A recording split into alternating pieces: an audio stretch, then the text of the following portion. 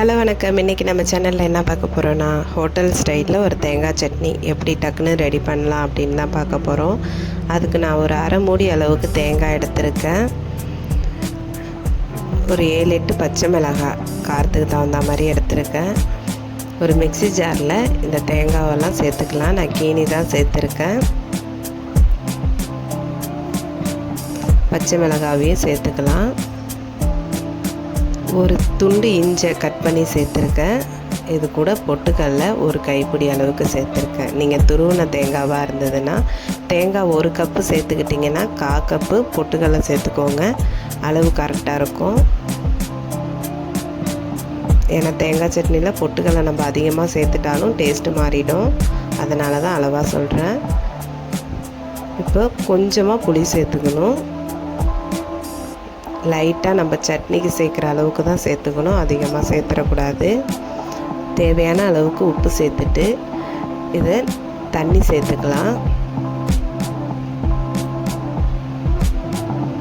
இப்போ நல்லா அரைச்சி எடுத்துக்கலாம். இதை ரொம்பவும் நம்ம போட்டு நைஸாக அரைச்சிடக்கூடாது. இந்த அளவுக்கு கொஞ்சம் குறைன்னு இருக்கணும் சட்னி. அப்போ தான் நல்லா டேஸ்ட்டாக இருக்கும். கையில் எடுத்து பார்த்தோன்னா இந்த அளவுக்கு இருக்கணும். ரொம்ப நைஸாக அரைச்சிடக்கூடாது.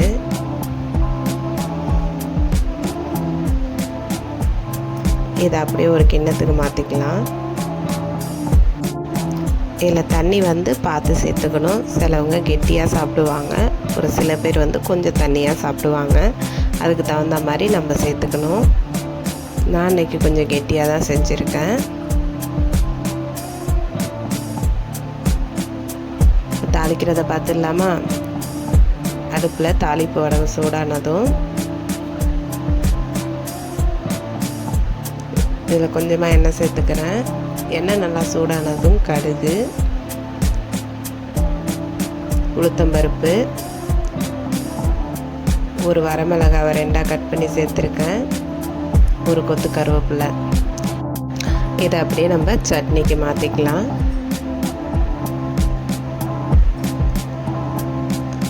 அவ்வளோதாங்க, ஹோட்டல் ஸ்டைலில் தேங்காய் சட்னி ரெடி ஆகிடுச்சு.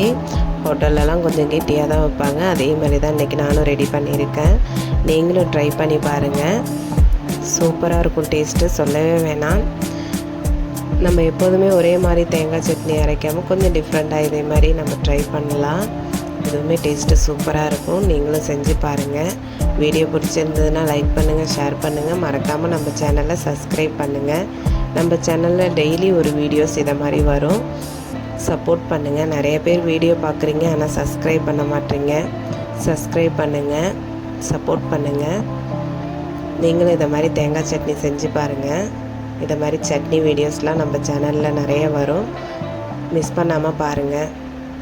நம்ம சேனலில் முருங்கைக்கீரையில் எப்படி சட்னி செய்யலாம் அப்படிங்கிற வீடியோவும் போட்டிருக்கேன். நல்லா வியூஸ் போயிருக்கு.